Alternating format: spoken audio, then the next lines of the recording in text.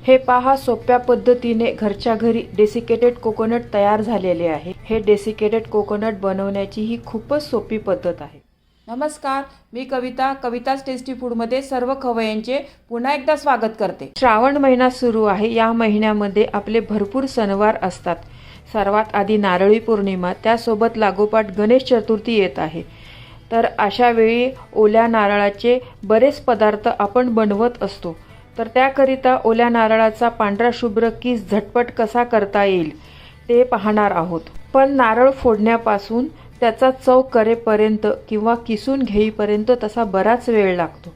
त्यात सर्वात अवघड गोष्ट म्हणजे नारळापासून कवच कसं काढायचं। तर आपण पाहूया सोप्या पद्धतीने नारळापासून कवच कसं काढायचं आणि त्यासोबत कोणतेही मशीनचा वापर न करता खोबरं कसं खवायचं किंवा त्याचा चव कसा करायचा आणि त्या नारळाच्या चवापासून सोप्या पद्धतीने डेसिकेटेड कोकोनट कसं करायचं ते आज आपण पाहणार आहोत। रेसिपी नेहमीप्रमाणे भरपूर टिप्ससह तुमच्याबरोबर शेअर केलेली आहे। चला तर रेसिपीला सुरुवात करूया। चॅनलला अजून सबस्क्राइब केले नसेल तर जरूर सबस्क्राइब करा, ते निशुल्क आहे। साठी बघा, मी इथे नारळ घेतलेले आहे। नारळ घेताना ना चांगला फ्रेश नारळ घ्या आणि असा व्यवस्थित हलवून घ्या। भरपूर असा व्यवस्थित पाणीवाला नारळ घ्या तुम्ही। ही नारळाची शेंडी आहे ना, ही आपण आता काढून घेऊया। देवाला फोडताना ही शेंडी आपण तशीच ठेवतो आणि मग नारळ फोडतो।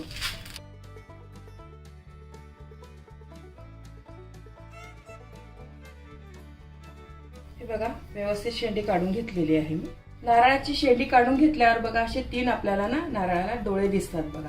त्यातले ना 2 डोळे आहे ना ते कडक असतात आणि एक डोळा असतो ना हा मऊ असतो। याला असं नखाने पण हे केलं ना तरी निघतं बघा। याच्यामध्ये ना आपण चाकू किंवा स्क्रूड्रायव्हर घातला ना ते इझिली पाणी निघतं बघा। चाकूने ना घातलं तर व्यवस्थित असं होल पडतं बघा त्याला। या होल मधलं ना आपण सर्व पाणी काढून घेऊया। आता पाणी काढताना ह्याच्यामध्ये जरासा कचरा पण येतोय, नंतर हे पाणी ना आपण गाळून घेऊया। पूर्ण पाणी आहे ना व्यवस्थित असं काढून घेऊया। असं पाणी काढलं ना तर पाणी आपलं वाया पण जात नाही आणि डायरेक्ट असं फोडलं तर त्यातलं अर्ध पाणी नेहमीच आपलं वाया जातं। नारळातलं सर्व पाणी काढून घेतलेलं आहे बघा। छान अर्धी वाटी पाणी निघालेलं आहे।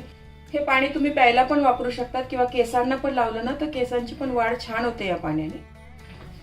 नारळाला बघा अशा ह्या 3 रेषा असतात बघा। ह्या ही एक आहे बघा, ही एक आहे इकडे आणि ही एक आहे।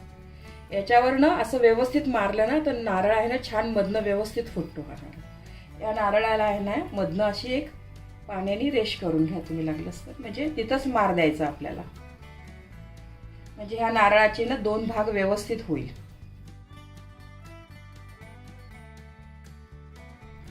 हे बघा, पूर्ण रेष ना पाण्याने मी करून घेतलेली आहे। इथेच आपल्याला ना आता ह्या भागावर आहे ना, ह्या 3 भागावरच आपल्याला असं मारायचं आहे बघा।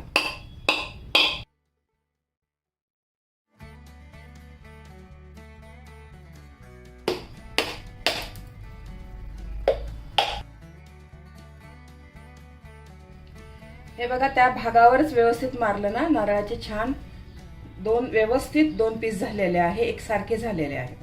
हे नारळ आहे ना व्यवस्थित फोडून घेतलेलं आहे। या नारळामधनं खोबरं काढणं ना थोडंसं अवघडच काम आहे। तर या नारळामधनं खोबरं कसं काढायची याची सोपी पद्धत मी तुम्हाला सांगणार आहे। हा नारळ आहे ना एका चाळणीमध्ये असा ठेवा तुम्ही। एका पातेल्यामध्ये पाणी गरम करायला ठेवलेलं आहे बघा मी। यावर अशी ही चाळण ठेवते आणि याच्यावर असं ताट झाकून ना एक 10 ते 15 मिनिटं ना आपल्याला हे वाफवून घ्यायचं आहे। तुमच्याकडे जर स्टीमर असेल ना तर त्याचा वापर केला तरीही चालेल। स्टीमर मध्ये पण हे खोबरं आहे ना छान वाफवून होतं। स्टीमर नसेल तर असं हे पारंपरिक पद्धतीने पातेल्यामध्ये केलं तरी चालेल। 15 मिनिट झालेले आहे। गॅस मी आता बंद करते। हे नारळ छान वाफवले आहे बघा। हा नारळ आहे ना पूर्ण गार करून घेऊया। हा नारळ बघा पूर्ण गार झालेला आहे। आता आपण चाकूने ना हा नारळ आहे ना सर्व बाजूनी मोकळा करून घेऊया।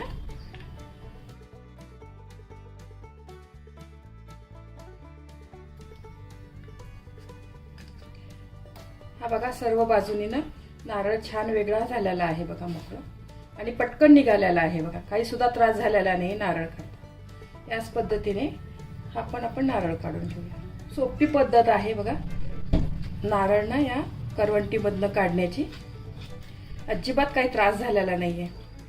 तुम्हाला असं वाटेल की हा नारळ आता आपण वाफवून घेतलेला आहे, मग पदार्थांमध्ये घातले तर याची चव बिघडेल का? अजिबातच बिघडत नाही. मी नेहमी या पद्धतीने केलेलं आहे आणि पदार्थांमध्ये वापरलेलं पण आहे. खूप सोपी पद्धत आहे बघा नारळ हे करवंटीमधनं काढण्याची. आता लवकरच गणपती बाप्पाचे आगमन होणार आहे. बाप्पाला मोदकामध्ये नारळ तर भरपूर लागतात आपल्याला, आणि 4-5 असे नारळ असेल तर फोडायचा पण फार कंटाळा येतो, थोडं किचकटच काम आहे. त्या मी 3-4 पद्धती दाखवलेल्या आहे ना, त्यापैकी कोणतीही पद्धत वापरून तुम्ही हे नारळ व्यवस्थित फोडू शकता. हा बघा दुसरा पण नारळ आहे ना व्यवस्थित निघालेला आहे. दोन्ही नारळ आहे ना छान मस्त अख्खे निघालेले आहे. हा नारळ आहे ना व्यवस्थित कपड्याने मी पुसून घेतलेला आहे. जरा थोडा कचरा वगैरे लागला असेल ना तो काढून टाकायचा. पिलरच्या सहाय्याने ना याच्यावरचं हा पाटीचा हा काळा भाग आहे ना व्यवस्थित काढून घ्या.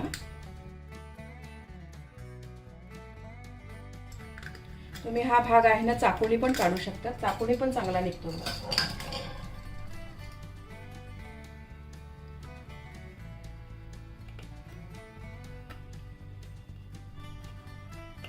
व्यवस्थित पूर्ण काढून घ्यायचा आहे आपल्याला भाग. याच पद्धतीने ना पूर्ण मी हा पाटीचा काळा भाग ना काढून घेते. हा बघा नारळाचा ना पाटीचा भाग पूर्ण काढून टाकलेला आहे मी. छान पांढरा शुभ्र नारळ झालेला आहे. तिसरी पद्धत पण मी तुम्हाला सांगते बघा. हे मोठी आहे ना किसनी, या किसनीवर असं असं किसलं ना तरी पण हा भाग आहे ना व्यवस्थित निघतो बघा. अलगद वरचा भाग आहे ना तो असा नुसता किसून काढायचा. तुम्हाला जी पद्धत सोपी वाटेल ना त्या पद्धतीने तुम्ही काढू शकता.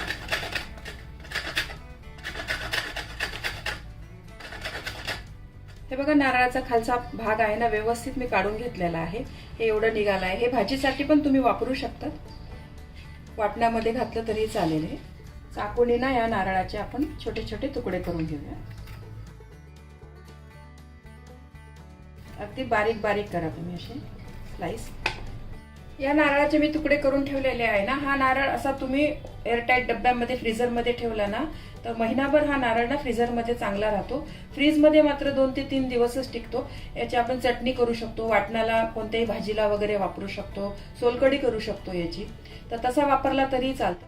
या नारळाच्या तुकड्यापासून सोप्या पद्धतीने घरच्या घरी डेसिकेटेड कोकोनट कसं करायचं ते आपण पाहूया. खूप सोपी पद्धत आहे.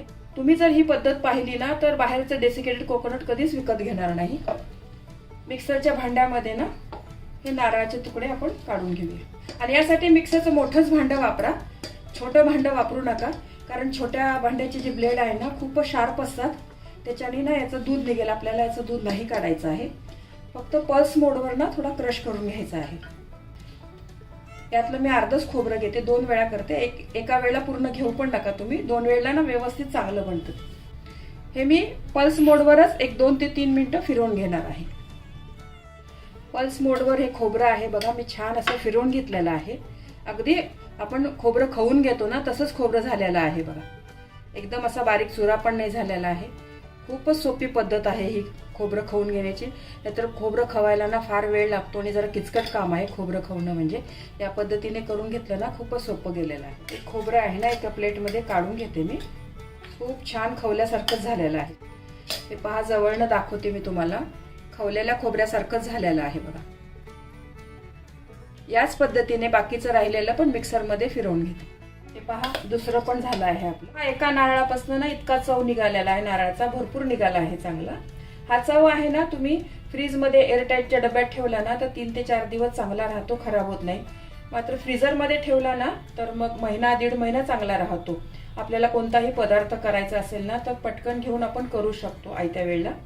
आणि हा चव आहे तुम्ही झिपलॉकच्या बॅगमध्ये, छोटे छोटे जे झिपलॉकचे बॅग असतात ना छोटे, तर त्याच्यामध्ये एक अर्धी वाटी ठेवला ना तर जेव्हाही आपल्याला कशाला लागेल, पोह्यावर घालायला किंवा पदार्थांमध्ये कोणत्याही वापरायला तर बरा पडतो. तसाही केला तरी चालेल तुम्ही, किंवा एकाच एअरटाईटच्या डब्यात ठेवला तरी चालेल. पण आता आपण या चवपासनं डेसिकेटेड कोकोनट कसं करायचं ते पाहूया. यासाठी ना गॅसवर मी पॅन गरम करायला ठेवलेला आहे. यासाठी तुम्ही ना नॉनस्टिकचाच पॅन वापरा. त्याच्यामध्ये ना हा चव आहे ना व्यवस्थित परतवला जाईल आणि करपणार नाही.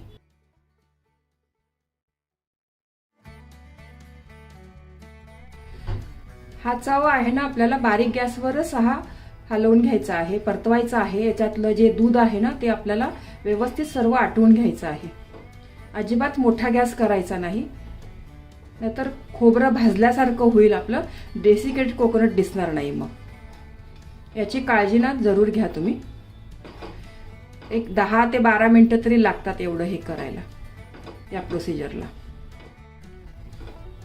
एक 5 मिनिट झालेले आहे बघा. थोडंसं हे खोबरं आहे ना कोरडं झालेलं आहे आधीपेक्षा. अजून एक 7-8 मिनिटं तरी लागेल आपल्याला. एकदम कोरडं चांगलं करून घ्यायचं आहे आपल्याला. चांगलं कोरडं केलं ना तरच टिकतं. मग ओलसर ठेवलं तर मग लगेच त्याला बुरशी लागते, बुरा लागतो ना, खराब होतं. मग व्यवस्थित भाजून घ्यायचं आहे, अजिबात घाई करायची नाही.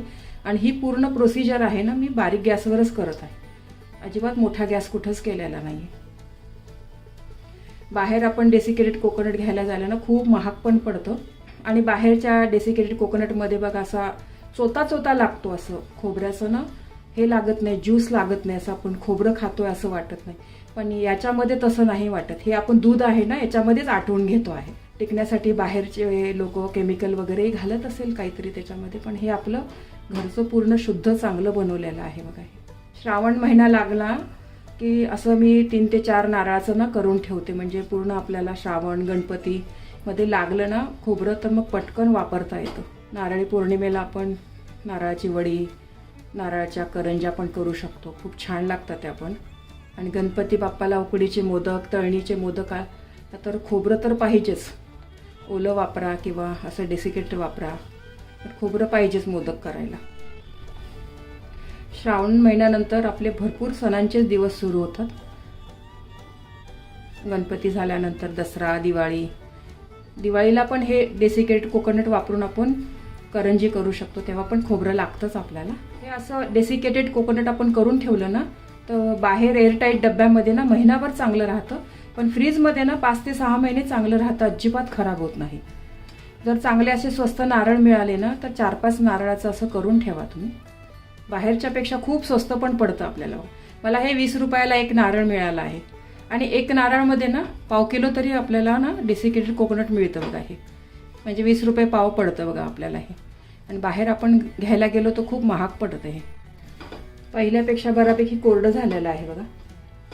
पहिले मी सुरुवात केली होती ना भाजायला तेव्हा हाताला थोडंसं जड लागत होतं, आता ना थोडंसं हलकं लागतं आहे. आणि पूर्ण चांगलं व्यवस्थित भाजलं ना तर एकदम हलकं लागतं आपल्या हाताला, तर समजायचं की आपलं छान व्यवस्थित भाजलं गेलेलं आहे. मी परत सांगते, हे बारीक गॅसवरच भाजा तुम्ही. हे अजिबातच कुठं मोठा गॅस करू नका. आणि नॉनस्टिक भांडंच घ्या तुम्ही, त्याच्यामध्ये ना चिटकत नाही, करपत नाही, व्यवस्थित होतं. हे बघा, हे खोबरं आहे ना छान मस्त कोरडं झालेलं आहे, हलकं झालेलं आहे बघा, आधीपेक्षा पूर्ण झालेलं आहे. हे एवढं करायला मला 15 मिनिट लागलेले आहे. आता मी गॅस बंद करते, पण पॅन आपला चांगला गरमच आहे, त्याच्यामध्ये 1-2 मिनिटं ना असं हलवत राहते. हे डेसिकेटेड कोकोनट बघा छान मस्त कोरडं झालेलं आहे, अगदी बाहेरच्या सारखंच झालेलं आहे. आणि असं कोरडं होईपर्यंत चांगलं व्यवस्थित भाजून घ्या, तरच मग हे खोबरं आहे ना आपलं फ्रीजच्या बाहेर पण महिनाभर टिकेल. आणि फ्रीजमध्ये ठेवलं ना तर हे 4-5 महिने चांगलं राहतं, अजिबात खराब होत नाही. एखाद्या एअरटाईट डब्यामध्ये ठेवून द्यायचं. हे तुम्हाला ही रेसिपी आवडली असेल तर तुमच्या मित्रमैत्रिणी आणि नातेवाईकांबरोबर शेअर करा. व्हिडिओला लाईक करा व चॅनलला सबस्क्राईब करा. रेसिपीला कमेंट्स करा. तुमच्या कमेंट्स वाचायला मला फार आवडतात. तुमच्या लाईक्स आणि कमेंट्समुळे माझा उत्साह वाढतो आणि नवनवीन व्हिडिओ बनवण्यासाठी प्रोत्साहन मिळते. त्याचबरोबर तुम्ही मला फेसबुक, इंस्टाग्राम आणि पिनइंटरेस्टवर देखील फॉलो करू शकतात. त्यांची लिंक डिस्क्रिप्शन बॉक्समध्ये दिलेली आहे. तुम्ही ही रेसिपी कोणत्या गावातून पाहताय तेही सांगा. तर पुन्हा भेटूया एका नवीन रेसिपीसह. तोपर्यंत मस्त खा, काळजी घ्या. धन्यवाद.